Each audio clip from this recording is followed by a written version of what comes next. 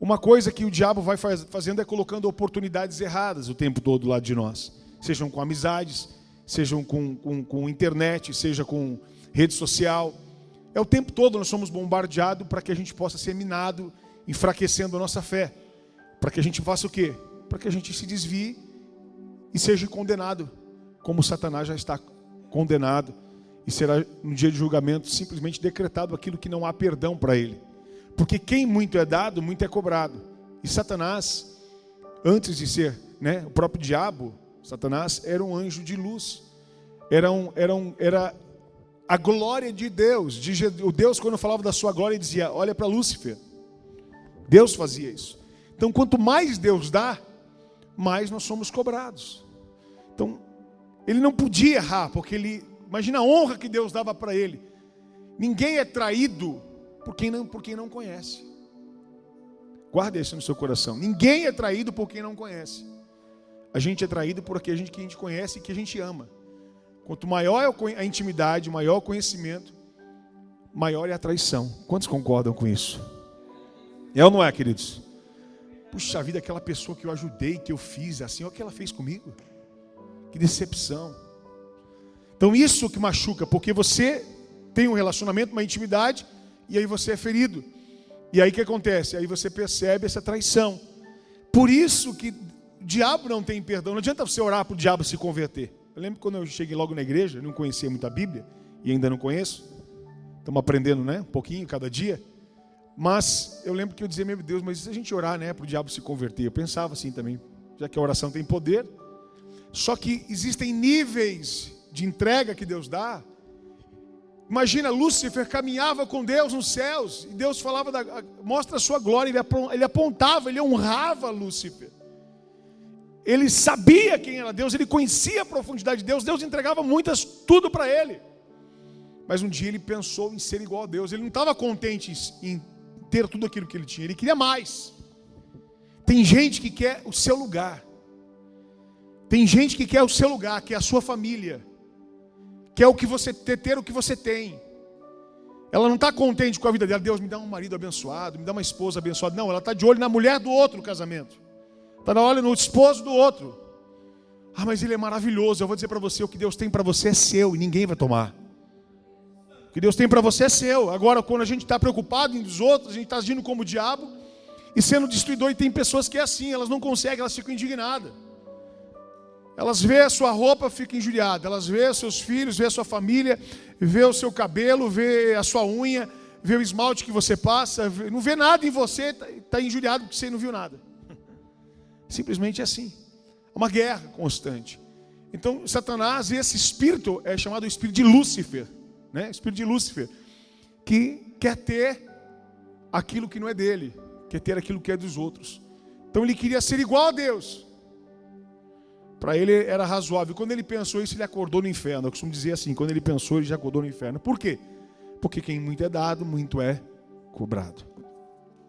Então perceba que o diabo condenado, ele quer fazer tudo para nos condenar, quer fazer tudo para nos destruir, para acabar com as nossas vidas. E quando a gente está atento a isso, a gente saber o nosso lugar e saber que a hierarquia, a honra, a submissão, a obediência faz parte do reino de Deus. A prova está aí, o diabo foi condenado porque ele quis passar o lugar dele, onde Deus colocou, o limite dele. E isso não aconteceu só com Deus no céu. Isso aconteceu com vários personagens na Bíblia. De homens que bateram no peito dizendo: eu sou homem de Deus. Também aconteceu com Moisés. Moisés era pastor assim ou não, irmãos? Diga sim. Mas Moisés estava apacentando as ovelhas do seu sogro, não era nem dele. E depois Deus chama ele para libertar o povo do Egito. E aí levanta-se uns 70 pastores para bater no peito e dizer para Moisés: ó, Moisés, eu não estou concordando muito com o que você está fazendo aqui não. Você está meio desviado. Quem você pensa que você é? Moisés não pensava nada, mas eles estavam com inveja de Moisés, com raiva de Moisés, com o espírito de Lúcifer, querendo ter o que Moisés tinha. Mas quem é que escolheu Moisés? Foi quem? Quem é que levantou Moisés? Foi quem? Então Moisés é o cara que ninguém consegue superar ele. Não. Quando Moisés termina o ciclo, Deus levanta Josué. Diga, quando Moisés termina o ciclo, Deus levanta Josué. Aí Josué vai dizer: meu Deus, Senhor, não se compara. Quem o Senhor está me escolhendo para me continuar? Meu Deus, quem foi Moisés? Moisés era o cara. Aí Deus fala para ele, escute uma coisa, Deus falando, como eu fui com Moisés, eu serei contigo. Quem que é o cara? É Moisés ou é Deus? Deus. Como eu fui com Moisés, eu serei contigo. Quer dizer, o ciclo dele acabou. Naquele momento em que eu escolhi ele, levantei ele é o cara porque eu enviei. Mas quando eu termino o ciclo dele, eu levanto um Josué e agora você vai estar me representando. Mas saiba de uma coisa, sou eu quem faço. Sou eu quem derrubo muralhas. Sou eu que opero. Sou eu que curo. Sou eu que transformo. Então, Josué tem essa revelação. Só que lá atrás, os 70 pastores, é 70, né? Acho que é 70, né? Não lembro se é 70 a mais agora. Vai bater no peito e questionar com Moisés. Aí Moisés fala, não vamos discutir. Tudo bem, vocês são pastores, vocês são ungidos. Né? Vocês são uma bênção. Aí eles querem se levantar para provar que eles são os caras. Aí Moisés chega e fala, o seguinte, então tá bom. Então, se Deus é na minha vida, que Ele abre a terra e engole vocês aí. Deus abre a terra e engole todos aqueles homens. Porque eles não eram pastores? Eram. Só que se Deus levantou Moisés como hierarquia, a submissão a Moisés é obrigatória, porque Deus faz dessa forma. Por que Deus está falando? Você vai entender aonde Deus quer chegar para mim e para você. Ô pastor, é um recado, porque você é o pastor da igreja. Se isso está no seu coração, receba também. Mas não é um recado. Aqui é a pregação, você vai entender o que Deus está falando. Então preste atenção. A palavra de Deus, daquilo que Deus levanta por ordem, Deus não inverte. Deus não faz, a não ser que a gente se perca nesse caminho. Aí Deus próprio vai tirar. E Ele se responsabiliza por isso. Eu estou dizendo o seguinte, o diabo tem trabalhado. E Deus diz para mim e para você, na palavra, em Gênesis, Apocalipse, Deus fala o seguinte. Fiquem tranquilos, porque o joio e o trigo crescem juntos. Diga assim, ficam tranquilos. Porque o joio e o trigo crescem juntos. Aí quando você olha o joio e você olha o trigo, são iguais. Olhando assim de longe, você fala, nossa, como eles são parecidos. É muito parecido. Quem já viu um trigo aqui? Aqui não é o trigo, mas dá para associar. Quantos lembram do trigo? Aquela florzinha com as pontinhas. Só que o trigo tem fruto. Tem semente. Que é o quê? O trigo. O joio não tem nada, é só palha. Então a diferença do joio e do trigo, a primeira, é que trigo tem fruto. E joio só é palha. O trigo, ele é flexível a ponto de se dobrar. E o joio, ele é rígido, ele não quer se dobrar. Eles são parecidos, mas são diferentes. E a Bíblia diz que como nós vamos saber quem é de Deus e quem não é de Deus? Pelo seu fruto o conhecereis, diz o Senhor. Só que preste atenção nessa revelação. A Bíblia diz que é necessário o joio e o trigo crescer juntos, faz parte disso. E não adianta eu vir aqui colher, arrancar o joio. Ô pastor, não vamos aceitar mais o joio na igreja. Tem um monte de gente desviada, perturbada, vindo para o culto e não sei o quê. Isso não aqui na revelação profética, aqui não tem isso. Estou dizendo em alguma igreja no Brasil. Aqui não tem, aqui é todo mundo trigo. Olha para o seu irmão como ele não tem uma cara de trigo. Pode reparar. Você vê uns filetes assim. Glória a Deus. Quanto trigo tem aqui, gente. Que maravilha. A Bíblia diz que o lobo ele quer ficar próximo de tocar e andar as ovelhas. Mas aqui não tem lobo. Aqui só tem ovelhas. Meu Deus, obrigado por um lugar tão abençoado, Jesus. Aqui eu vou dizer uma coisa, irmão. Aqui é só graça de Jesus na nossa vida. Aí a gente vê tudo isso e a Bíblia diz que isso é necessário. Porque nos últimos dias, Deus diz que Ele ia separar o joio do trigo. Agora que a coisa começa a entortar para mim e para você entender. Você que está aí acompanhando da sua casa, você que está na Itália, no Japão, na China, e na Alemanha, no Brasil, aqui a cidade que tiver em Minas, Rio de Janeiro, Brasília, Bahia. Há muitas pessoas que nos acompanham dessas cidades. e de algumas nações, Portugal, tantos lugares diferentes, pessoas estão acompanhando, está dizendo, meu Deus, tem igrejas aqui lotadas, mas você passa em muitos lugares, igrejas, umas lotadas e outras vazias. Aí você tem que fazer o seguinte, olhar para a palavra e ver o que é dado para o povo, do que faz eles serem atraídos. A pandemia, que não foi no Brasil, que foi no mundo, é uma das peneiras de Deus passando na igreja e já separando o joio do trigo. Tem gente que desviou da pandemia quando fechou, foi para a live, hoje diz, para que ir para o culto? Tem live, toda igreja tem uma internet. Eu não vou mais para a igreja. Para que eu vou gastar gasolina?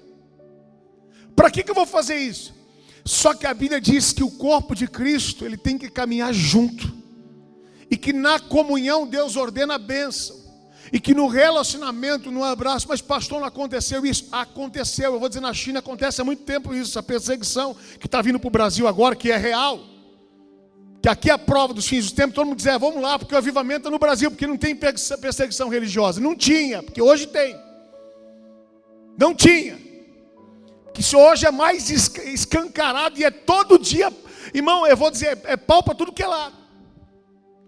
Hoje você anda com uma família, você é errado. Hoje você fala do amor de Deus, você está errado. O negócio é você ser errado para estar certo. É assim que os valores estão acontecendo. E cada vez mais as pessoas de dentro da igreja se ofendem. Por quê? Porque elas têm amigos que vivem deturpadamente, elas não têm coragem de serem canceladas por ela, porque eles são legais. Você pode ter um amigo que for homossexual, legal, parente, eu vou dizer uma coisa, mas o evangelho, ele continua sendo a verdade. E as pessoas têm medo de se expor e falar o que eu estou dizendo aqui agora, e pastores não pregam mais isso. Agora, um cara que era referência para mim, pastor Ricardo Goldin, é um cara que era referência, eu acompanhava toda tarde na musical, ouvindo a programação daquele cara. Eu vou dizer, quando eu já acompanhei, vendo ele falando mal do poder do Espírito Santo em alguns lugares, alguém que é para o monte, eu já comecei a ficar com um pé atrás. Esse cara não tem experiência com Deus para falar isso, porque o que ele está falando eu vivi na minha vida, e o que ele está falando ele não sabe, porque eu vivi o poder de Deus em cima de um monte. E ele dizia que era emoção, que eu não sei o que. Eu dizia, pode ser para ele, mas para mim foi transformação.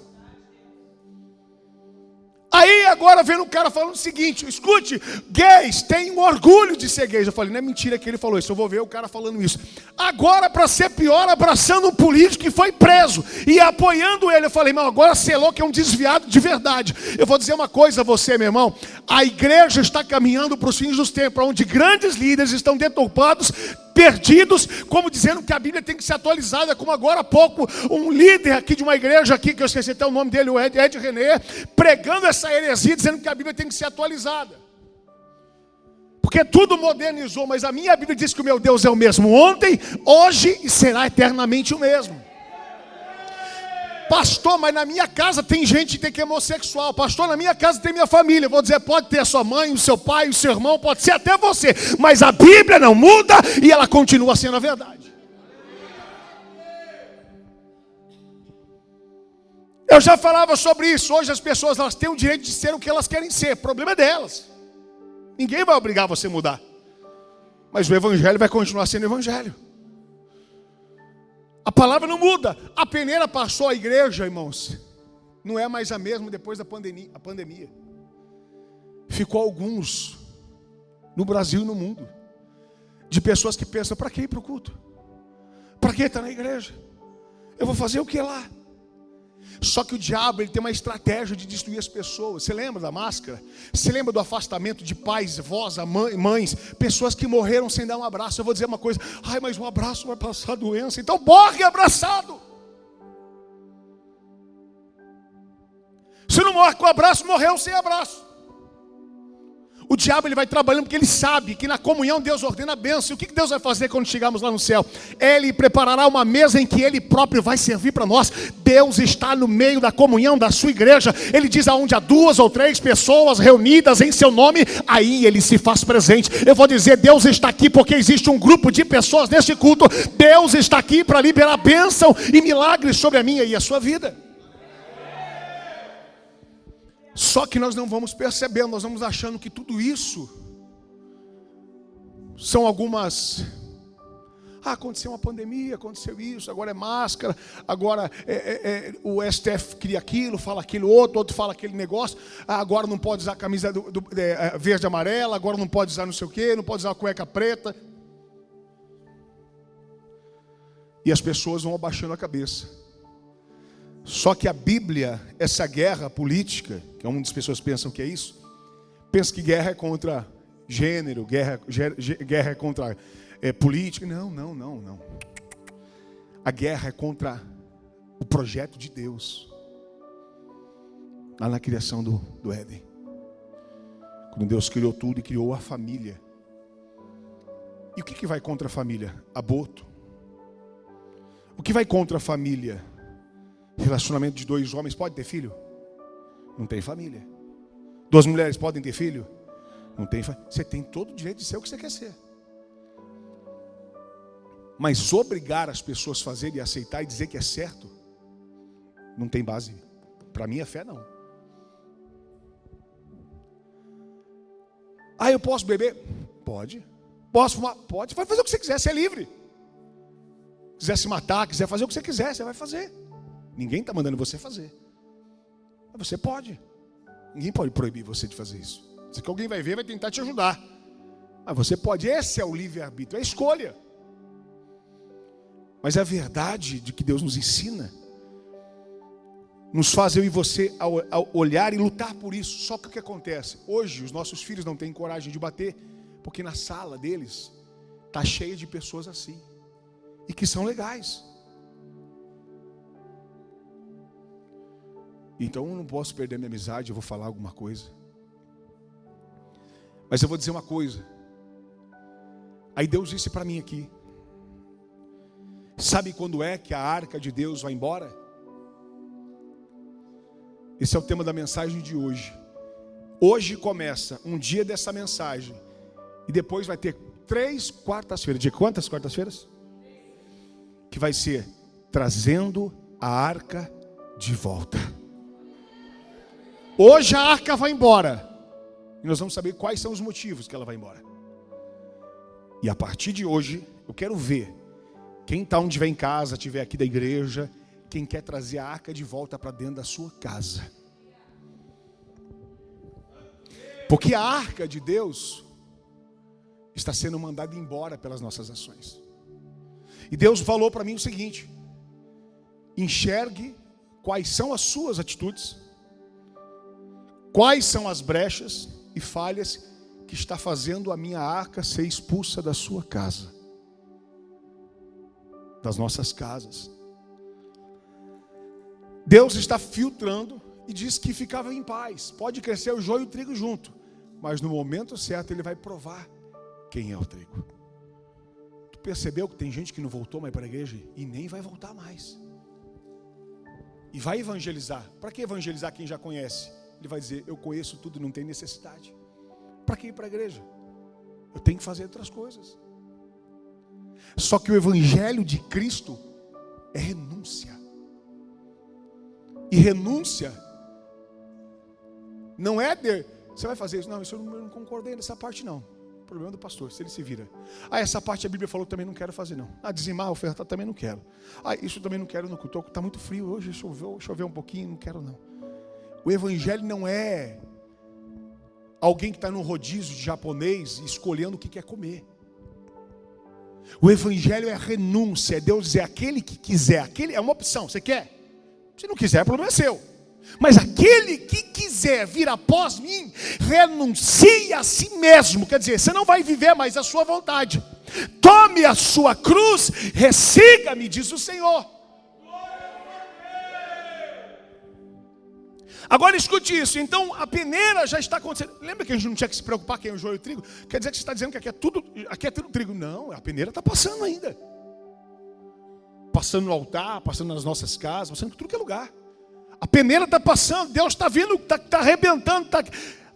os sinais, as evidências, as apostasias e esfriamentos, e os pastores e os falsos pastores que têm se levantado, líderes que eu vou dizer, conhecedores técnicos profundos. Por isso que Deus, eu disse esses dias, Deus não está atrás de talento, Deus está atrás de coração. Deus não está atrás de pessoas capazes, mas de pessoas submissas e obedientes. Meu irmão, não importa se eu prego bem, não importa se eu canto bem, o que importa é o quanto me rendo à palavra de Deus, daquilo que Ele tem para a minha vida. Eu não me importa, você vai ver gente em live profetizando, revelando, falando a cor da sua roupa íntima, e você vai dizer, meu Deus, é forte demais. Mas o que mudou na tua casa? Alguém trazer uma revelação para você. O que mudou nas suas finanças, na sua família, na sua salvação com Deus? Porque você ouviu uma revelação. Eu vou dizer, o que muda a minha e a sua vida é o confronto da palavra de Deus. O que muda a minha e a sua vida é a verdade que é pregada para nós.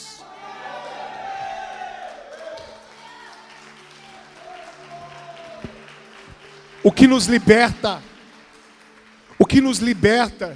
não é a mentira. O que nos liberta não é o tapinha nas costas. O que nos liberta é o confronto com a verdade. E conhecereis a verdade, e a verdade vos libertará. Então não adianta eu e você, eu não estou gostando, eu não estou querendo. Tudo bem, ninguém é obrigado a gostar. Deus não vai obrigar você a gostar. Deus não vai obrigar você a fazer. É isso que as pessoas não entendem. Deus não vai obrigar. O pastor Rodrigo Ortuni não vai obrigar ninguém. Pastor, eu vou frequentar aí, eu sou um homossexual assumido, eu vou aí, eu vou de peruca, eu vou não sei o que, eu vou dizer, vem como você quiser, eu vou te amar, vou te abraçar, mas eu vou pregar a verdade que vai confrontar a tua vida. Se você quiser viver, você recebe, toma consigo a tua cruz, renuncie, abre mão do seu querer e siga Jesus. É assim que funciona. Mas funciona só para você? Funciona só para você que está ouvindo embaixo? Funciona para quem? Para todos. Para todos. Eu estava conversando, já falei várias vezes isso e falo sem medo, irmãos. Eu vim do mundo, eu não nasci no mundo, eu não nasci no berço cristão. Se eu nasci no berço cristão, talvez só o berço era cristão, porque eu não era. Só o berço falava em línguas estranhas e profetizava. Eu não. Eu jogava ovo nos crentes que estavam dentro da igreja. Passava na porta e jogava ovo. Literal. Quando vinham falar para mim, deixa eu te falar de Jesus, eu falei assim, cala a sua boca, que se você continuar eu vou te quebrar. Eu não estou mentindo, não estou exagerando, nem estou me achando o Hulk, não era isso. Mas era assim, eu não suportava falar de crente para mim, eu odiava crente. Eu disse, não quero ouvir. O meu irmão não, tem irmão gêmeo. Só ia falar para ele estava lá. Ele chama de Drigo, né? Rodrigo. Pelo menos escuta, falou, não vou escutar, escuta você. Não quero ouvir. Ponto, simples assim. Eu nunca vou ser crente. Você não percebeu que eu nunca vou ser crente? Você não está percebendo aí em casa aqui que eu nunca vou ser crente? E eu estou aqui pregando, gente. Quando Deus tem um projeto na tua história, Ele pega você no caminho de Damasco, Ele diz, vem cá Saulo, porque duro é para ti recalcitar contra os aguilhões. Eu tenho um projeto na tua vida, eu sei de onde eu te tirei. Tu era um bêbado, tu era um drogado, tu era um perdido, tu era um lazarento, sem vergonha, mentiroso. Mas Jesus diz, eu te chamei pelo teu nome, e disse, filho, eu te chamei para pregar a minha palavra. Tu sabe que eu já falei isso aqui, eu passei, irmãos, por favor, não tem nenhum jovem adolescente, não, eu passei aqui nessa rua, pichando essa rua onde hoje eu sou pastor. E fomos pichar o muro, não foi eu estava só acompanhando, né? Porque eu nem escrever no muro eu sabia direito. Aí eu estava junto lá, daqui a pouco, o dono da casa viu, corre, o carro vindo, corre, eu saí correndo aqui na rua, só que eu sempre fui mais pesadinho. O cara que estava comigo, estava 2,5 km da minha frente, já fugindo. Aí eu já fui encostando, porque o carro foi jogando em cima de mim aqui nas ruas, na esquina aqui. Aí eu fui encostando, fui na mão na parede. Falei, pronto, morri. Aí saí do carro, um cara armado, com a arma na minha cara. Falei, meu Deus, o dono da casa está armado. Quem que era? Era o meu pai, que era a polícia, me tratando como bandido. Meu irmão tinha falado, o Rodrigo está lá em cima, não sei se está com alguém lá. E ele desconfiou que estava fazendo coisa errada. Eu falei, não, pai. Ele falou, pai, nada. Vagabundo não é meu filho. Pode colocar a mão na cabeça. Aí meu primo com ele, pelo amor de Deus, tio, calma. Eu era tratado assim. E você ficou triste com isso, pastor? Eu louvo a Deus pela vida do meu pai. Louvo a Deus, porque aquele dia em diante eu nunca mais vi uma lata de spray. Às vezes a gente precisa tomar uma na cara para aprender a virar homem, gente de caráter. Porque tudo que é fácil, tudo que é mole. Pai, mas todos os meus amigos fazem. Ele falou assim, mas eu não sou pai deles. O pai deles deve ser um banana, com certeza. Pai, mas todos eles fumam. Ele dizia, então tá bom. Você quer fumar? Eu falei, quero. Então a partir de hoje, R$500 de pensão. Você vai pagar, lavar sua roupa, vai cozinhar. Você vai morar para pagar aqui. Eu falei, não, parei de fumar agora. Nunca mais eu fumo. Fui liberto. Mas essa mensagem não pode ser mais pregada. Nem dos pais para os filhos. Hoje não, hoje fazem o que querem. Porque Satanás ele quer fazer isso. Só que a Bíblia diz que a correção com vara é bíblica. E lá em casa essa parte bíblica ela funcionava. Era vara e Glock na cara.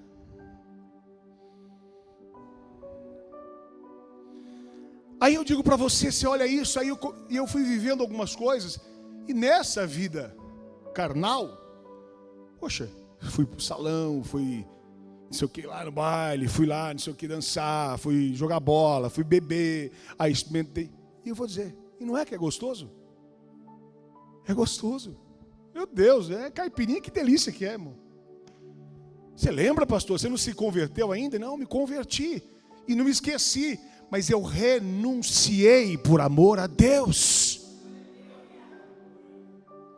Quem diz que tudo é ruim? Droga é ruim, ela não presta. Não, é boa demais. É por isso que as pessoas não conseguem largar mais. O pecado é bom demais, é por isso que as pessoas elas querem ficar vendo na igreja. Não, mas é uma escolha. Que nível de relacionamento nós queremos? Nós estamos mandando a arca de Deus embora e queremos ter a presença dele em casa. Não, quando Jesus voltar nós vamos para o inferno. Ou a gente se arrepende e busca a arca de volta, ou nós vamos para o inferno. Eu já contei essa história e vou voltar a dizer. Uma vez eu estava numa esfirraria com os jovens. Não era pastor, eu era membro de uma igreja, diácono de ministério. E fiz proposital. Chegou o pessoal com a esfirra assim, acabou que naquela época ainda, faz tempo, fumava-se dentro dos ambientes ainda. Quantos lembram disso? Quem lembra que fumava dentro da pizzaria? Quantos lembram? Pode olhar que é velho.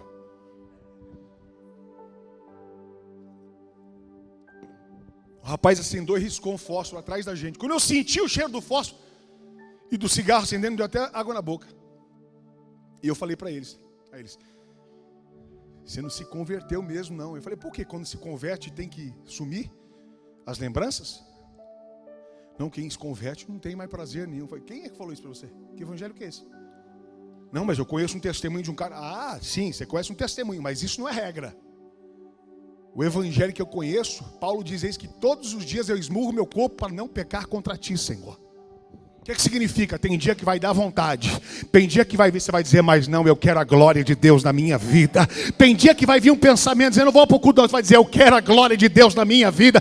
Tem dia que vai vir um desânimo, mas tu vai dizer, eu não sou nenhum joio, eu sou trigo, eu preciso dar fruto. E quem dá fruto tem que estar ligado na videira. Eu preciso estar em Jesus, eu preciso buscar a presença. Eu quero ser uma bênção aonde eu estiver. Eu não sou como eles são.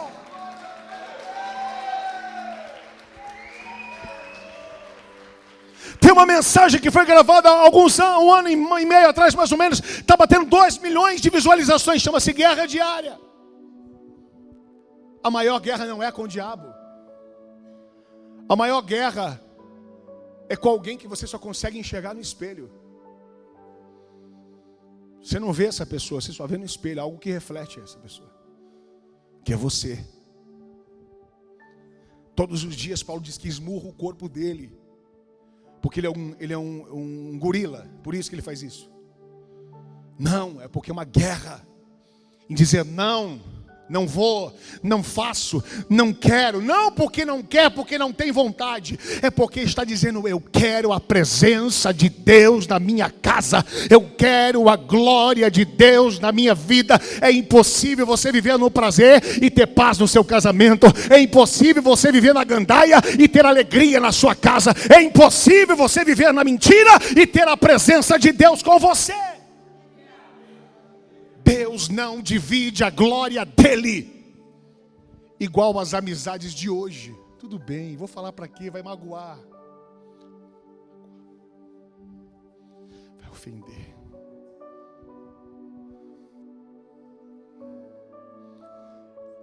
Já contei essa história real, verídica, de uma pessoa condenada nos Estados Unidos a pena de morte, e que no último direito dela, ela tem um direito, isso é real. Em alguns lugares dos Estados Unidos, e alguns países no mundo é assim. Quando você está ali na condenação, você tem o direito de fazer um pedido, a não ser dizer: eu não quero morrer. Isso não pode. Qual que é o seu pedido? Eu quero ver minha mãe. Um filho disse, condenado à pena de morte. E aí a mãe foi lá, e os policiais ali solta a algema dele para abraçar a mãe, para cumprimentar. Fica atento. Só quero dar um beijo na minha mãe. Quando ela chegou perto, ele mordeu o rosto da mãe e arrancou um pedaço do rosto da mãe. Não segura ele! Que você é louco? Você é louco! Ele olhou para ela e falou assim: eu estou morrendo hoje porque você nunca me corrigiu. Porque você nunca me falou não. Porque você nunca me repreendeu. É por isso que eu estou morrendo hoje. Queridos, os meus inimigos que eu repreendi e que preguei para eles a verdade, e que falei para eles: estou construindo uma arca, eles olharam e falaram: Rodrigo, você ficou louco, você virou crente. Ai, idiota, como você é trouxa. Me encontraram 2 semanas depois: você ora para o meu familiar. Eu falei: mas peraí, o trouxa, por que você quer pedir para o trouxa para orar? Que não funciona nada. É porque você tem a arca. Quando o dilúvio vem, só existe aqueles que têm a arca que são loucos. Os Noés de Jesus que dizem: eu quero a presença de Deus. E que quando o caos cair, eles vão lembrar de você que prega a verdade. Eles vão lembrar de você que tem compromisso com a verdade. E vão dizer: por favor, faça alguma coisa por mim. Por que eles não vão procurar com os amigos que estão no bar? Por que eles não vão procurar no boteco, no prostíbulo? Porque eles sabem que lá só tem morte. Eles vão procurar aonde pessoas de coragem pregam a verdade.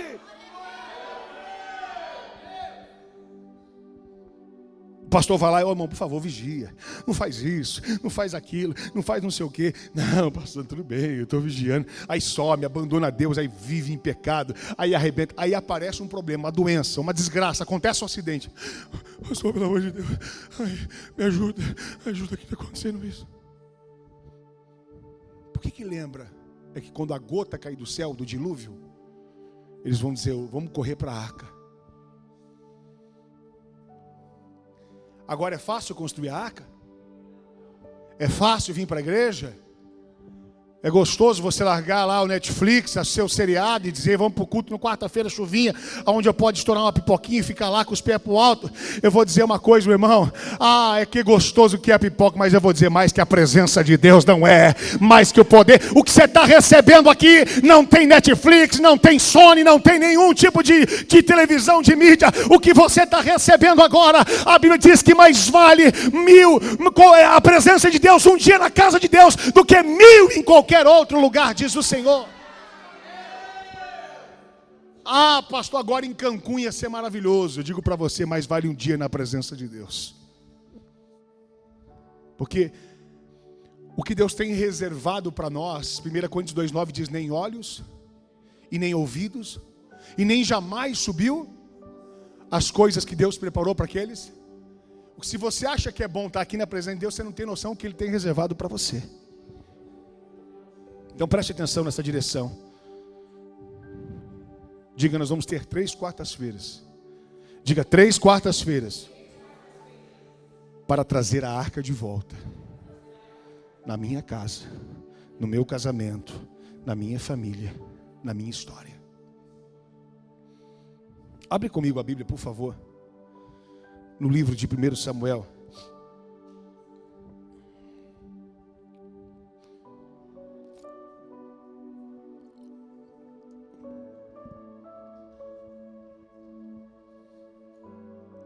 Aí quando as pessoas veem a gente pregando, elas pensam que a gente fala porque a gente não gosta. Não, é porque a gente renuncia. Só isso. Estava na academia lá, treinando. Quem gosta de fazer academia aqui, moço? Só para você estar em casa aqui, ninguém. Fizeram assim, ó. Eu odeio treinar. Odeio. Aí eu cheguei assim para os caras lá, tem um personal. Eu falei, mas deixa eu dizer uma coisa para você. Você consegue comprar creatina, consegue comprar whey, consegue comprar tênis da Nike, né? Você consegue, mesmo que você vai pagar financiado, você consegue. Eu falei, mas eu queria pagar você para você treinar para mim, você não pode? Eu queria que você fizesse, e eu deitado. Está crescendo os gomos no meu abdômen. Meu Deus, os bíceps estão crescendo. As pernas estão ficando fortes. É possível isso? E por que você terceiriza a sua fé? Por que eu e você terceiriza a fé achando que os outros orando por nós, jejuando por nós, e a gente não precisa fazer nada, vai querer... Não, onde a gente tirou isso? A salvação individual e a busca individual. Algo que a gente não compra, que a gente tem que pagar o preço. O preço da renúncia. Aí você acha que eu gosto? É gostoso, pastor. Eu lembro que a gente estava com os adolescentes, eu orava 3, 4 horas a madrugada inteira. Como eu era crente naquela época, irmão. Aí você gosta? Não, depois que você entrou no mover espiritual, que você já entrou no nível espiritual, que você não está entendendo mais nada, só mistério. Aí você já entrou no mover. Mas até entrar no mover, eu vou dizer, irmão, como é ruim orar, irmão. Porque é uma guerra da carne com... A Bíblia diz que é uma milícia entre o espírito e a carne. Aquele que inclina para a carne colhe morte. O que inclina para o espírito colhe vida. Inclina, não é nem estar. Se hoje eu e você inclinar para o espírito, você vai colher vida em nome de Jesus. Olha isso. 1 Samuel, capítulo 3, verso 15. Eu vou ler rapidinho aqui para poder ganhar tempo. E Samuel ficou deitado até pela manhã, e então abriu as portas da casa do Senhor. Porém temia Samuel relatar esta visão. Aliás, vamos voltar aqui antes, aqui, quando estou dizendo aqui, peraí. Vamos lá, capítulo 3, verso 1. Capítulo 3, 1 Samuel, capítulo 3. E o jovem Samuel servia ao Senhor perante quem? Eli. E a palavra do Senhor era de muita valia naqueles dias. Quer dizer, tinha muito valor a palavra de Deus naqueles dias. Porque não havia visão manifesta. Ninguém via mais a presença de Deus. Ninguém enxergava mais milagre. Ninguém via mais nada. A glória de Deus não se manifestava mais. Então as pessoas tinham a palavra de Deus como muita valia. Quando alguém ouvia dizer, meu Deus, Deus está falando? Deus não fala mais. Ninguém escuta mais a Deus. Por quê que não escuta mais a Deus? Porque o pecado havia entrado na casa de um sacerdote junto com seus filhos. O sacerdote que tinha que trazer a presença e levar o povo até Deus, e Deus até o povo, não fazia mais isso, não era mais ponte. O que ele era um abismo. Existem sacerdotes que viraram um abismo aqui neste lugar. Não tem mais conexão entre Deus e homem e Deus. E a Bíblia diz que todos nós somos sacerdotes. Nação santa, sacerdócio real, povo adquirido. Antes o sacerdote só era Jesus. Então tinha que entrar no santo do santo para que um sumo sacerdote fizesse essa ponte. Mas hoje não, Deus levantou todos os nossos sacerdotes para atrair a presença dele. Mas escute, então a palavra é de muita valia naqueles dias, e não havia visão manifesta. Verso 2, e sucedeu que naquele dia, que estando Eli deitado no seu lugar, e os seus olhos já começavam a se escurecer, que não podiam ver, estava ficando cego.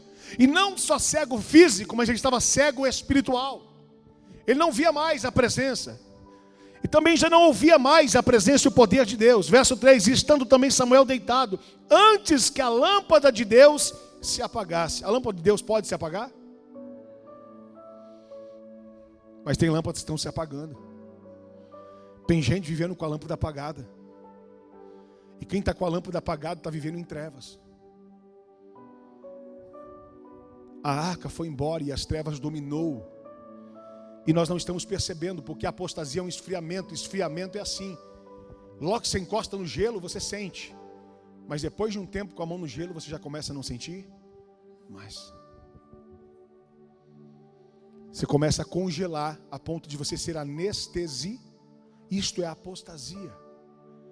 Tem gente que se apostatou e se está na apostasia, na fé, porque você fala de Deus, você fala não sei o que, a pessoa está assim, mas para que isso? Não tem nada a ver. Ela que avalia tudo, ela que julga tudo, ela não vai no que a palavra diz, ela fala o que ela acha. Ela me envolve eu e você, somos nós essas pessoas. Quando a gente começa a dar palpite do que a gente acha, que a gente concorda, que a gente pensa, que a gente não acha. Escute uma coisa, pastor, política não é coisa de Bíblia para você pregar aqui no altar, viu? Olha, política não é para falar isso, não, política não é, mas aborto é. Você prega hora para ter vida e quer matar uma criança. Qual o sentido disso? Então, política não é, não vamos falar que tem a ver com espiritualidade, mas espera aí, falar de liberação de drogas, você como cristão, você acha que procede isso? Mas isso não tem nada a ver, isso não tem nada a ver. Não é eu e você que escolhe, é o que a Bíblia nos ensina. Não é eu e você que dita o que é o que não é. Entra de brincadeirinha que é ou não é. Olha, posso perguntar? O que você acha? Vou tampar o ouvido aí, você vai falar cabine acendendo a luz aí. Quantos lembram dessa brincadeira aí? Quantos lembram? É velho. Essa é velho mesmo. Como é que chama essa brincadeira? Como? Esqueceu, né? Sei. Deus tem misericórdia. Onde que eu falei? Versículo que eu parei? Verso 4, capítulo 3. E o Senhor chamou Samuel e disse. Ele disse, eis-me aqui. E correu a Eli e disse, eis-me aqui. Por que tu me chamaste? Mas ele disse, não te chamei. Disse Eli, torna a deitar-te. E foi e se deitou. E o Senhor tornou a chamar outra vez Samuel. Se levantou e foi a Eli. E disse, eis-me aqui. Por que me chamaste? Mas ele disse, não te chamei. E o filho meu, torna a deitar-te. Porém Samuel ainda não conhecia o Senhor. E ainda não tinha sido manifestada a palavra de Deus. Quer dizer, ele não tinha experiência com Deus ainda. E o Senhor, pois, tornou a chamar Samuel a terceira vez. E ele se levantou e foi a Eli. E disse, eis-me aqui. Por que me chamas? Ele falou para Eli. Então, olha aqui. Então entendeu Eli que o Senhor chamara o jovem. Ele entendeu. Terceira vez ele falou, estou entendendo. Pelo que ele disse a Samuel, vai deitar-te, e há de se chamar, fala Senhor, porque o teu servo ouve. Então Samuel foi e se deitou naquele lugar. Então veio o Senhor ali e esteve, e chamou como da outra vez, Samuel, e ele disse, fala porque o teu servo ouve. E disse o Senhor a Samuel, eis que eu vou fazer uma coisa em Israel, a qual todo que ouvir, lhe tirarão ambas as orelhas. Naquele mesmo dia suscitarei contra Eli tudo quanto tenho falado contra a sua casa. Começá-lo-ei e acabá-lo-ei, porque já eu lhe fiz saber e julgarei a sua casa para sempre, pela iniquidade que ele bem conhecia. Porque fazendo-se os seus filhos execráveis, não os repreendeu. Preste atenção numa coisa. Ele vai continuar. Porque jurei à casa de Eli que nunca jamais... Olha isso aqui. Porque jurei que a casa de Eli que nunca jamais será espiada a iniquidade da casa de Eli, com sacrifício, nem com oferta de manjares. É mais ou menos assim, Samuel, não adianta mais eles pedir perdão. Não tem mais perdão para eles. Por quê? Eu já preguei aqui dizendo, pastor, qual que é a diferença de pecado e iniquidade? Pecado é, a pessoa está andando e ela tropicar, ela caiu, ela pocou, ela pecou. Pocar é um fruto, quando cai da árvore ele pocou, ele caiu. Quer dizer, você caiu, você tropicou, você em falso, você vacilou. Mas quantas pessoas falam assim, sabe que não pode pecar? Por exemplo, não devo beber. Eu vou lá, depois eu peço perdão para Deus, eu resolvo isso aí. Isso não é pecado, isso é é um pecado consciente. Eu vou ali me prostituir e já volto. Eu vou ali fazer o que não presta e já sei que não presta. Lembra que eu só sou cobrado daquilo que eu sei. Quando eu não sabia, eu não era cobrado, mas agora você sabe. E conhecereis a verdade vos. Então aí você conhece a verdade, Deus, eu não sei de nada, não sabe de tudo. Então ele, como sacerdote, não era qualquer um, ele era um sacerdote, o sumo sacerdote, que cuidava da arca de Deus, da presença de Deus. Ele já estava num nível completamente diferente, aonde a iniquidade dominou ele. E ele não tinha atitudes como crente, como cristão. Ele fazia o que ele achava. Não o que Deus mandava. Preste atenção, quando eu e você faz o que a gente acha e não o que Deus manda, a gente está se tornando iníquos. Quando eu mando a arca embora da minha casa.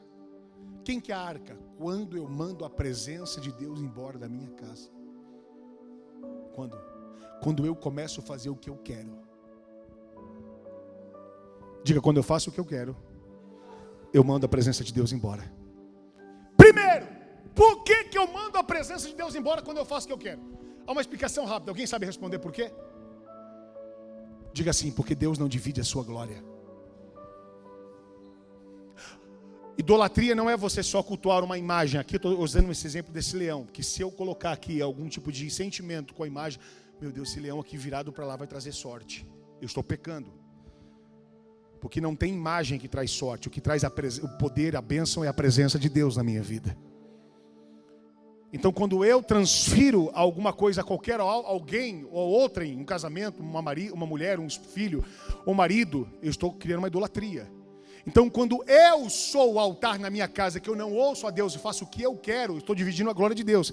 Eu estou tirando o poder de Deus e eu estou controlando a minha casa. Mas peraí, eu quero que Deus controla ou eu quero controlar? E a Bíblia diz que não, acaso uma fonte pode jorrar dois tipos de água, ser boa e ruim? Quer dizer, ou Deus manda na sua casa ou você manda. Na casa de Eli, quem mandava era eles. E isso faz eu expulsar a presença de Deus. Se eu estou mandando na minha casa, eu estou expulsando a presença de Deus. Você conhece alguém na igreja que fala, não, isso aí não concordo não. Não, isso aí eu acho que não tem nada a ver. Não, isso aí... o pastor é muito duro, muito... Para que falar assim? Não precisa fazer desse jeito. Preste atenção. A presença de Deus já fez fazer o quê? Ele perder a visão. Diga, eu começo a perder a visão. E perder a audição. Eu já não enxergo mais Deus, não vejo mais a presença, não ouço mais a presença de Deus. E o que acontece na casa de Eli, o sacerdote? Os seus filhos, Ofni e Finéias, começam a fazer tudo com a arca, brincar na arca, jogar bola na arca, plantar bananeira na arca. Eles são sacerdotes, mas fizeram da presença de Deus o que eles bem queriam, usando o que eles queriam, da forma que eles queriam, para o seu bel prazer, para o seu interesse, usando o reino para a sua boa vontade, fazendo como ele achava. Aí eu vou dizer uma coisa, Deus não se revelava mais. Aí agora Samuel está ouvindo e Deus está dizendo para ele, escute uma coisa, não tem mais nenhum sacrifício que perdoe esse pecado. Samuel ficou como com os olhos? Isso é uma coruja. Por quê? Porque Eli se tornou seu pai adotivo.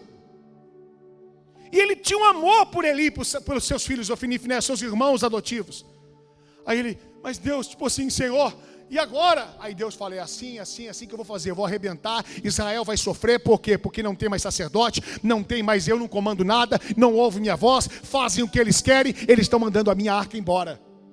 A minha presença já foi embora faz muito tempo. Aí Samuel fica desesperado, Samuel chega de manhã, finge como não aconteceu nada, quer ficar calado para não magoar.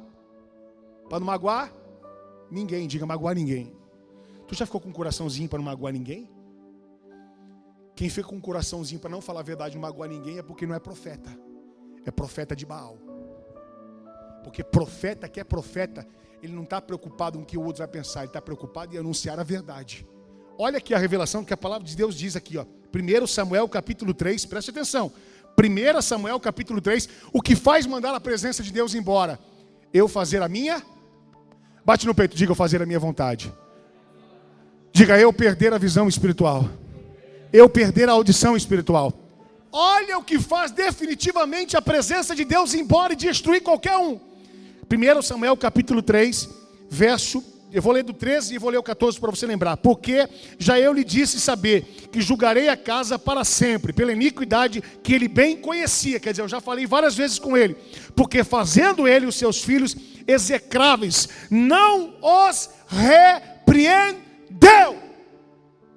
Perceba uma coisa, quando você não repreende o seu amiguinho porque você não quer chateá-lo, você é filho do diabo pregando mentira para ele. Ele está perdendo a arca, está indo embora porque ele não repreende os seus filhos. Eu vou dizer uma coisa, tu fica chateadinho quando o pastor repreende? A Bíblia diz que Deus corrige aquele que ele ama. Deus corrige aquele que ele tem por filho. Você está sendo repreendido para que a arca de Deus não vá embora da tua casa. Mas qual que é a geração Nutella de hoje? A geração Chambinho, Danoninho e Paçoquinha, que esfarela com qualquer toque. O crente paçoca. Paçoca ruim ainda. Já pegou paçoca ruim na mão? Que não tem muita liga. Paçoca boa, ela fica firmezinha, ela estoura na boca ainda, né? Aquela que você vai pegar, a paçoca. Aí você fala, meu Deus, o que é isso? Ô irmão, deixa eu dizer uma coisa para você, o que você fez? Não fala assim comigo. Ô irmão, vem cá, aconteceu o seguinte. Não vou vir mais na igreja. Estou indo para outra igreja do lado. Deus mandou eu sair daqui. Como é que chama a paçoca do coração? Ai, amor. Amor. É muito amor. Chega no crente paçoca e bate no ombro dele para repreender. Sabe quando ele vai fazer? Não tem firmeza, não tem raiz. Qualquer coisa espana. Não aguenta. Não aguenta ser repreendido. Ai, pastor, foi embora. Foi embora. Faz assim, ó. Vá com Deus. Pastor, mas não é assim que funciona o evangelho, não. Eu tenho que pegar o exemplo de Jesus. Jesus, vai devagar, o povo está indo embora. Pode ir também, Pedro.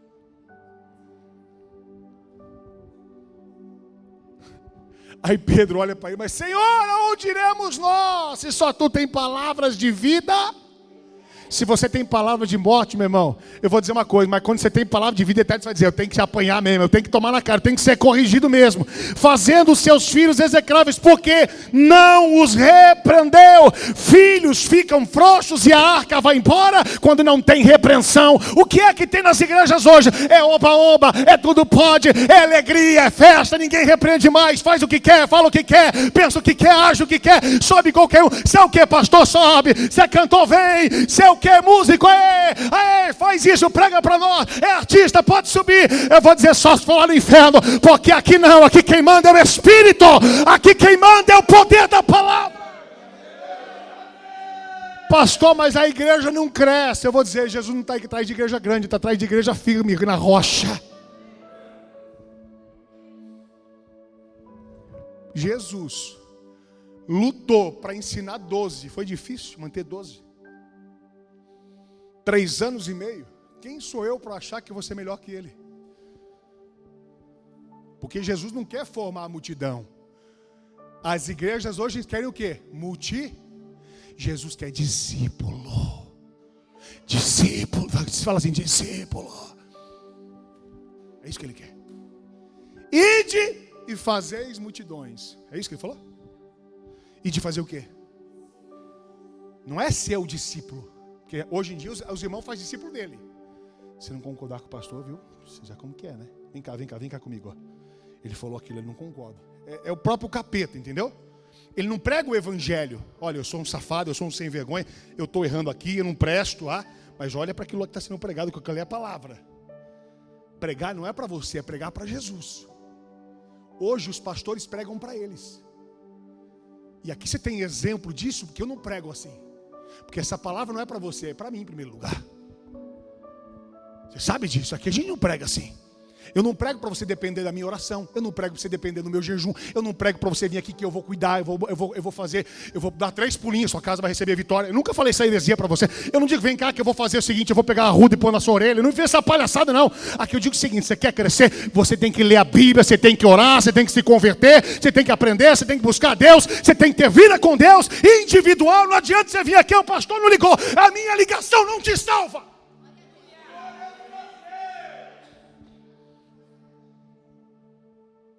Poderia ligar? Poderia. Mas eu ainda não recebi o ministério do telemarketing.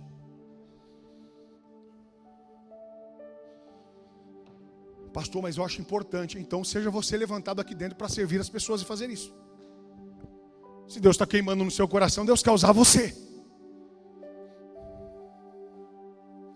Chegou uns 2, 3 meses, uns 4 meses atrás aqui, tinha um irmão congregando com a gente. Pastor, Deus é aqui, pastor, Deus é profundo, pastor, Deus é demais, pastor, não sei o quê.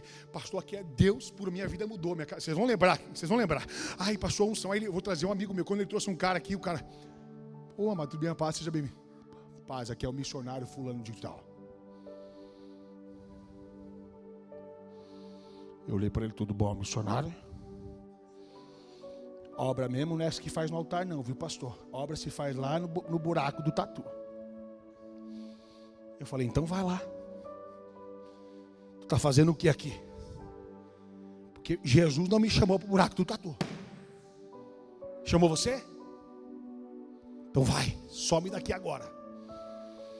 E vai com tatu junto. Essa é a obra. Eu falei assim, exatamente. Tem mais gente desviada dentro da igreja do que no buraco do tatu.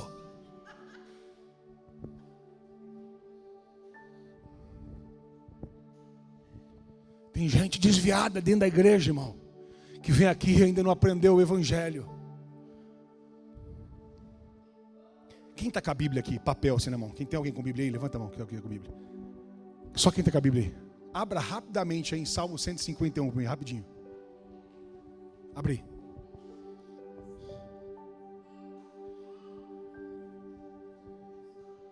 Tem ou não? É que eu não sabia, pastor. Tem gente na igreja que não sabe que tem Salmo 151 na Bíblia. Abre Macabeus então para mim, rapidinho aí. Não, é a Bíblia católica, Macabeus, irmão, só para você entender. E você pode dar risada, alguns conhecer. Eu vou dizer uma coisa para você. Louva a Deus, porque neste lugar, quem congrega aqui, a grande maioria conhece um pouco mais de Bíblia do que naqueles lugares onde tudo fazem por eles. O que estão nos oferecendo facilidade e não estão nos corrigindo, não nos beneficia em nada. Precisamos ser corrigidos por Deus todos os dias, para que a arca permaneça dentro da nossa casa. Deus estava dizendo, Samuel, não adianta mais sacrifício para eles, porque será sacrifício de tolo. Sabe por quê que não a minha presença mais se manifesta? Sabe por quê que eu não recebo mais? Sabe por que eu não faço mais? Porque ele nunca os repreendeu, os seus filhos. É só carinho, é só abraço. Quais são as amizades que você gosta? As que só te abraçam, as que te corrigem? Fuja das que só te abraçam. Amigos de verdade são como pais que repreendem, que corrigem e que querem ver o teu sucesso, para que você cresça, para que você aprenda, para que eu e você viva a glória de Deus. Quando eu e você entender que eu preciso buscar a Deus e conhecer e não depender da fé de ninguém, isso não é transferência de responsabilidade. O pastor fala isso porque não quer ter compromisso. O pastor fala isso porque não quer ser assim. Não, cada um tem um chamado. O ministério revelação profética. O pastor, como que ele é? Eu conheço um pastor, que ele é bem pastorzinho assim. Ele abraça, ele faz carinho. Ele é igual o pastor Rodrigo Ortunho. Carinhoso, faz assim no cabelinho da gente. Passa o pente fino, tira os piolinhos da gente. Dá beijinho assim. Você conhece um assim? É dom dele, é chamado dele. Cada um foi chamado por Deus com dom. E aí a gente quer dizer que aquele que prega na Cracolândia é mais crente de quem prega no altar. Aonde é que você tirou essa heresia? Aonde é que você tirou essa heresia? Aí vem um hipócrita aqui dentro dizer que eu sou o cara porque eu prego lá. E vou dizer, meu, louvo a Deus por você pregar lá. Mas Deus te chamou para isso, então fica lá. Para de falar daquele que tem um chamado. Eu vou dizer, tem pessoas desviadas, tem pessoas perdidas em outros lugares onde eu nunca vou entrar, onde você nunca vai chegar. E Deus vai usar para a glória dele. Aliás, o maior ministério não é dentro do presídio. O maior ministério é dentro da tua casa. Não é na igreja, é dentro da nossa casa. E nós estamos perdendo a arca. Por quê? Porque ficamos cegos, perdemos a presença, não tem repreensão, não buscamos mais, fazemos o que queremos. Por isso que a presença de Deus está indo embora. Eles perderam a presença porque não havia repreensão. Eles perderam a presença porque não havia mais oração. Eles perderam a presença porque não havia mais comunhão. Eles perderam a presença porque faziam o que eles queriam. Quando eu e você fizer o que a gente quer, não tem mais a presença de Deus. Não tem como negociar isso. Eu sei que seria legal a gente fazer o que a gente quer. Eu sei que seria legal eu fumar um pouquinho. Eu sei que seria legal a gente se prostituir um pouquinho. Eu sei que seria gostoso para a carne a gente fazer um pouquinho de tudo e ter a presença. Mas Deus não divide a glória dele. Deus não divide a presença dele. Quem quer a presença, levante a mão. Só quem quer a presença tem que abrir mão das coisas do mundo.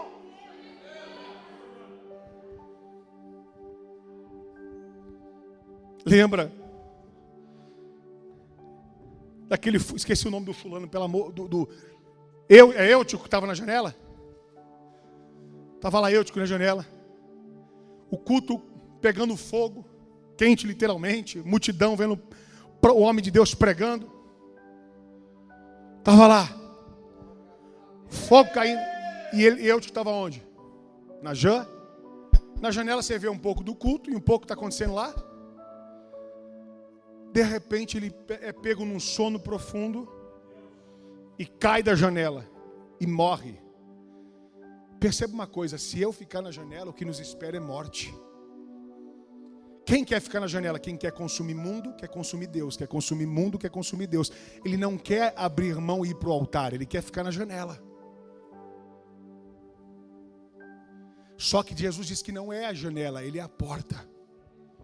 E que entrará, sairá e encontrará pastagem. Deus tem alimento e provisão para mim e para você no nome de Jesus. Deus está dizendo, chegou a hora de você entrar, não ficar na janela. Janela é meio corpo, você fica besbilhotando a vida dos outros. Quem ficou na janela, quem ficou na sacada foi Davi quando pecou e destruiu o seu ministério. Deus está dizendo, sai da janela hoje e entra pela porta, porque Ele tem milagre para mim e para você. Para encerrar a mensagem, daqui 3 horas, só um minutinho. Estou brincando, vou encerrar agora, vou encerrar. A Bíblia diz que não havia mais sacrifício. Então Samuel ficou deitado até pela manhã, então abriu a porta no verso 15 de 1 Samuel 3, da casa do Senhor, porém temia Samuel relatar a visão a Eli. Ele ficou com medo de falar. Então chamou Eli, Samuel disse, Samuel, meu filho, ele disse, eis-me aqui. Que palavra é que te falou? O que é que Deus falou para você? Peço que, mas não a encubras, assim Deus te faça outro tanto se me encobrires alguma palavra. Olha o que ele está dizendo. Se você fizer o que eu fiz, você vai sofrer o que eu estou sofrendo. Tu vai morrer que nem eu.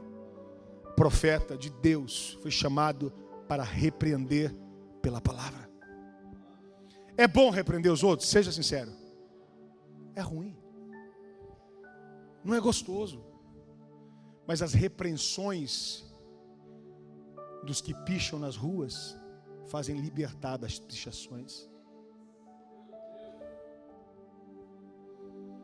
As pessoas, todos nós, só tememos aquilo que é repreensão para nós. Se a pessoa não tem um preço a pagar, ela fica à vontade. Ela não vai dar nada mesmo. Por que a pessoa serve o diabo? Ela serve por excelência.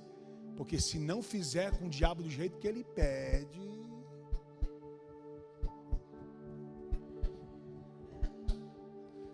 vai de ele pedir uma galinha, você levar um caldo quinó para você ver. Mas com Deus, Ele é amor. Para que eu vou dar o dízimo? Para que eu vou ofertar? O que é, Senhor? O meu melhor, toma. 10 centavos. Quanto que é o pastel? 280, está aqui. Mas não eram os 10 melhor? A gente é hipócrita. A gente é mentiroso. Porque é Deus. É com o capeta, tem que ir na encruzilhada 3 à meia-noite.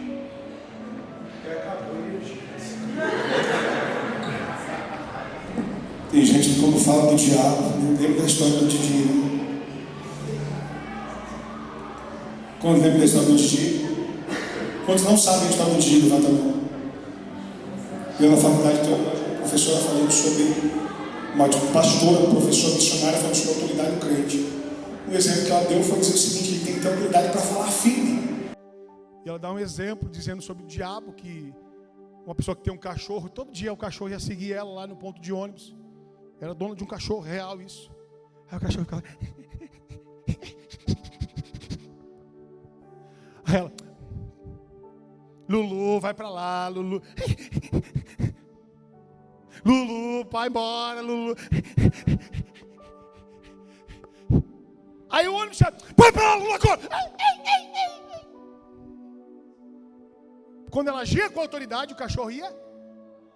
O cão vai embora quando você tem autoridade. Aí ela diz, assim também é com o diabo. Tem gente que está tratando o diabo. Ai, cão, ai, capeta. Aí ela falando do diabo, a pessoa chega no final, o cara estava no culto com a gente de teologia, ela chega no final, ela contando de uma faculdade, de uma turma que ela teve, que a pessoa chegou no final, a partir de hoje não vou fazer mais teologia aqui, não vou fazer curso, acabou. Eu falei, o que foi? Não, eu estou muito ofendida, que negócio é esse? Resumindo toda a história, eu falei, fala o que está acontecendo, o que eu fiz, o que eu falei demais? Aí ela, eu não vou falar, é que você está falando dele. Você fica falando muito dele, sabe?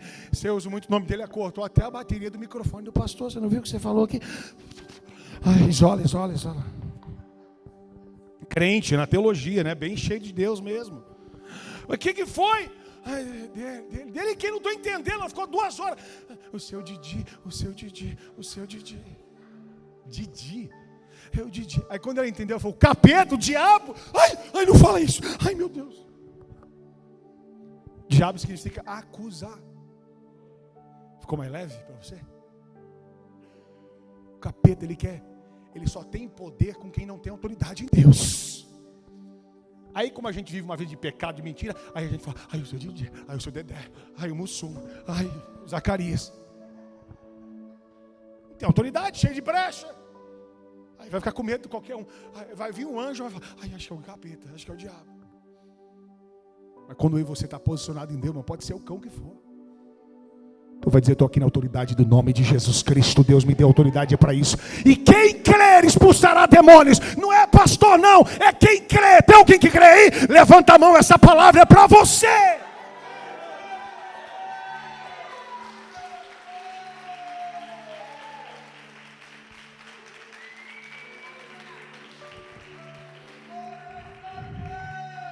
Aí Samuel repreende ele e conta a história. Falou, Deus falou isso.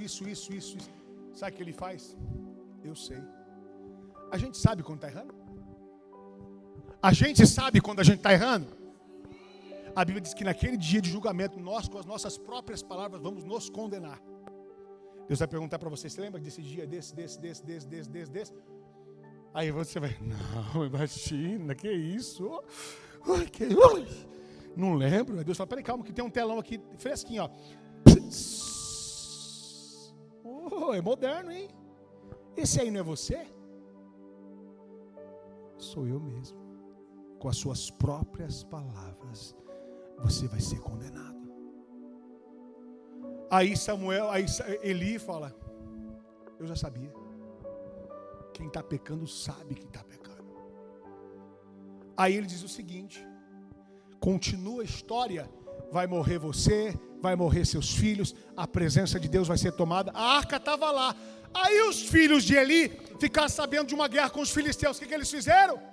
Eu vou para a batalha. Como que eu vou fazer? Vamos vencer, porque Deus nunca perdeu a batalha. O que eles pegaram? A arca é um móvel. Pegaram a arca e levaram para a batalha. A presença de Deus na batalha não vamos perder. Deus não perde batalha nenhuma. Levaram para junto dos filisteus. Mas a Bíblia diz que Deus se deixou ser levado pelos filisteus. Roubaram a presença de Deus, levaram a arca embora junto com os filisteus. E eu vou dizer, eles morreram. E aí quando voltam para trazer notícia para Eli, estava sentado numa cadeira de balanço, Eli cai da cadeira e quebra o pescoço e morre. E a filha dele, a nora dele está lá, também morre do coração e tem um filho dizendo, e acabou, a glória de Deus se foi. Sabe quando a glória de Deus vai embora? Quando a gente não repreende mais, quando a gente não quer fazer o que Deus manda, quando a gente quer fazer o que a gente quer, quando a gente quer fazer da presença de Deus achando que Deus é um circo e tudo pode, e para Deus pode ser qualquer coisa. Não é assim que funciona. Quando eu e você agem assim, a glória vai embora. Levaram a presença de Deus embora. Diga, levaram a presença de Deus embora.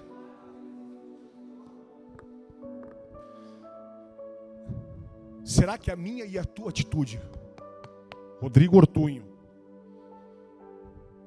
está fazendo com que a arca de Deus esteja na minha casa, ou está fazendo com que a arca de Deus vá embora? Eu estou falando para mim, Deus está falando comigo. E eu digo para você que as minhas ações estão fazendo a arca de Deus embora. Eu digo publicamente que as minhas ações, como um crente que deveria fazer muito melhor, está fazendo a arca de Deus embora. Eu posso orar mais, eu posso ler mais a Bíblia, eu posso buscar mais, eu posso ser muito mais crente. Você pode ser um vizinho melhor? Tu pode ser um filho melhor? Tu pode ser um crente melhor? Tu pode ser mais de Deus? A Bíblia é difícil para algumas pessoas, sim ou não? Tudo é difícil para aquilo que a gente não gosta. Porque o que a gente ama, a gente domina. Lembra da historinha da senhorinha de 285 anos? Que conhece as receitas, 5.822 receitas de cabeça. Faz aquele bolinho de chuva. Nunca essa forma. Faz para mim aquele sarapatel. Tá aqui. Ah, meu Deus, que negócio bom da bexiga, que coisa gostosa. Vai para mim aqui dobradinho, baião de 30. Senhor, misericórdia. Ai, não sei o que. Pronto, sai pronto. Mas não sabe ler, não sabe escrever. Mas como é que pode medida de farinha, medida de água, medida de quê, de queijo, disso o quê, porque tudo que a gente ama, a gente domina. Tu já viu alguém que não amar fazer algo bem? Você ama seu esposo, seu filho, sua mulher. Tudo que a gente ama, a gente domina e faz com excelência. Mas a Bíblia é difícil demais. Passou um avião aqui em cima. Não é um avião não, isso é um Boeing 732, 24, 65, 23, com 2 turbinas, com não sei o que, com combustível, querosene, assim. Passou um carro, não é carro não, é um 6 caneco. Isso aí não é nem 6, está meio falhando, acho que está com um pistão zoado. Você é engenheiro? Não, é que eu gosto de carro. A Bíblia está difícil? É porque você não gosta dela.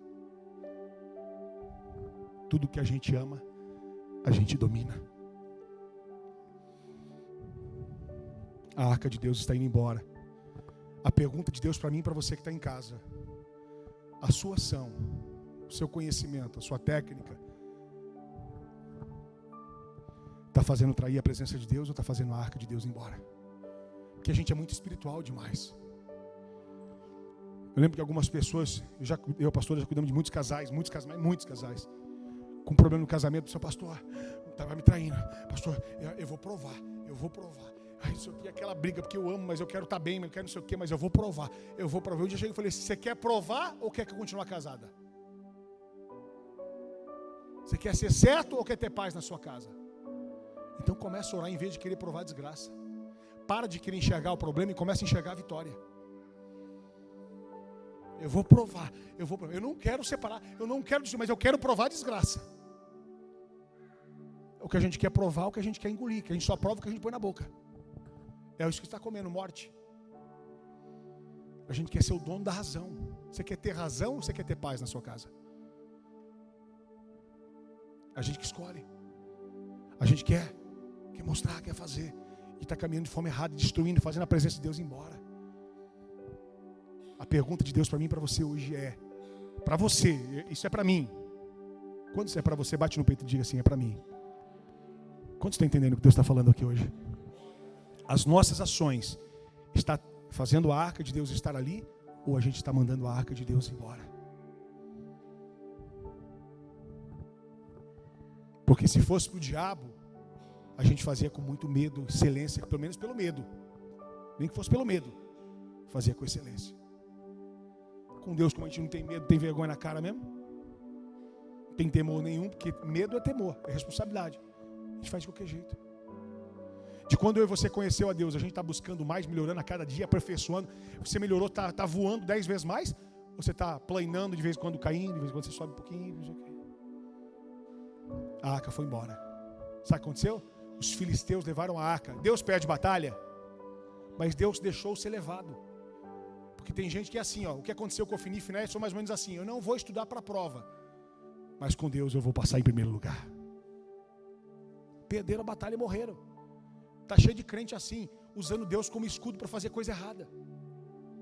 Deus não aprova a coisa errada. Deus não é com quem não é com Ele. Quantos estão entendendo? Diga amém. Fecha os teus olhos em nome de Jesus Cristo. A arca de Deus foi embora, mas ela vai voltar. Essas 3 quartas-feiras, não de hoje, que vai vir a partir de hoje, só para quem quer trazer a arca de volta para sua casa.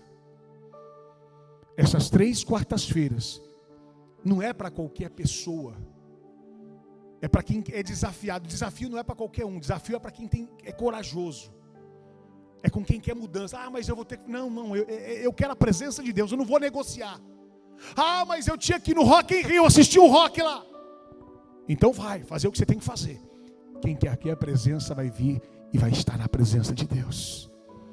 Fala com Deus, diz, peça perdão a Deus agora. Eu e você, se arrependa.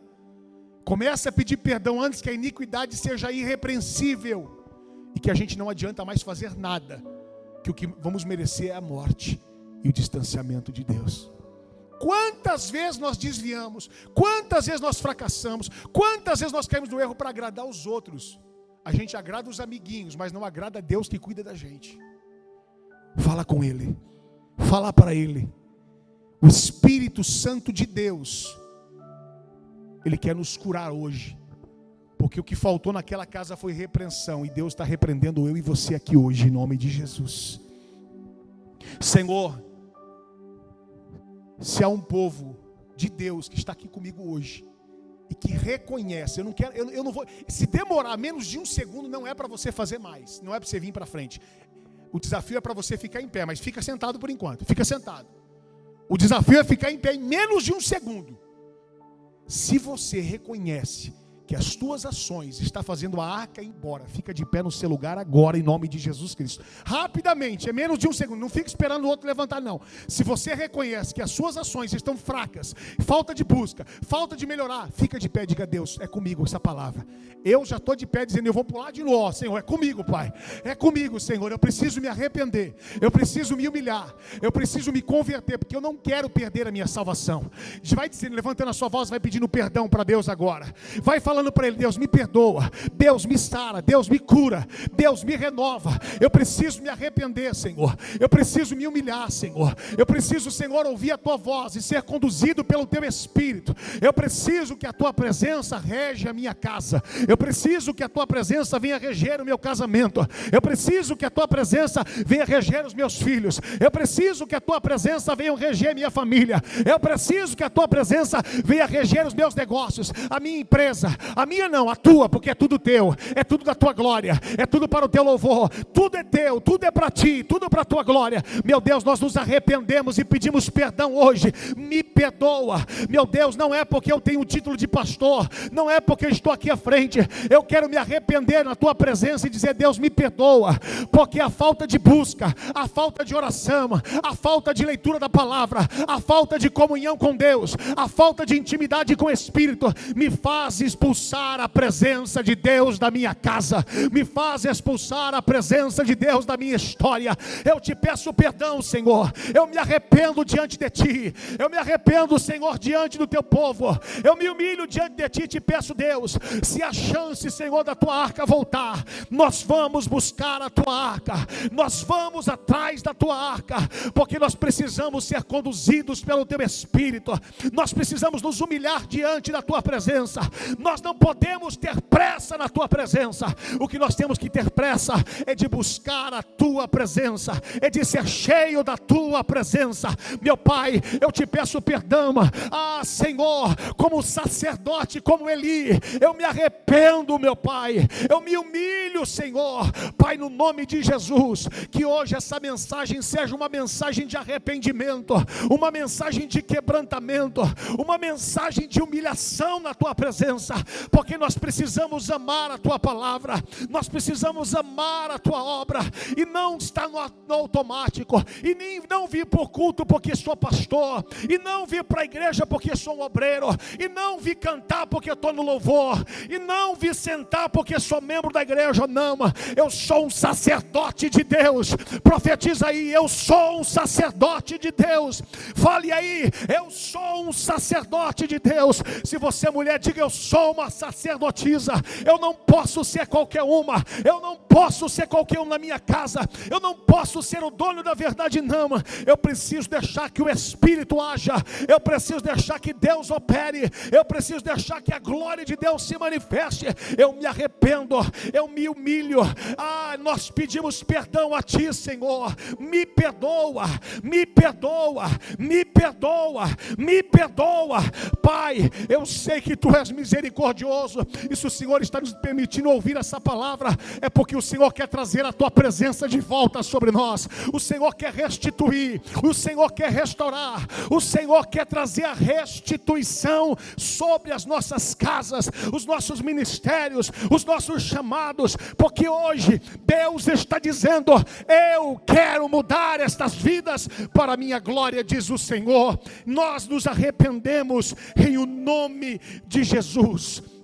Em o nome de Jesus. Se você crê e se você está comigo neste arrependimento, põe a mão no seu coração e diga: Senhor Jesus. Diga bem alto: Senhor Jesus, eu me arrependo por todas as atitudes e ações que me fizeram expulsar a tua presença, mandar a arca embora. Diga: eu me arrependo e eu te peço perdão, Senhor. Diga: Deus, tem misericórdia da minha casa, da minha família, do meu casamento, dos meus irmãos. Me perdoa, meu Pai, em o nome de Jesus. Que o Senhor receba, Senhor, a minha oração, e se incline para me ouvir a minha voz, em nome de Jesus. Se você quer nisso, dê um aplauso bem forte a esse Deus. Em nome de Jesus, nós nos arrependemos para a sua glória, Senhor.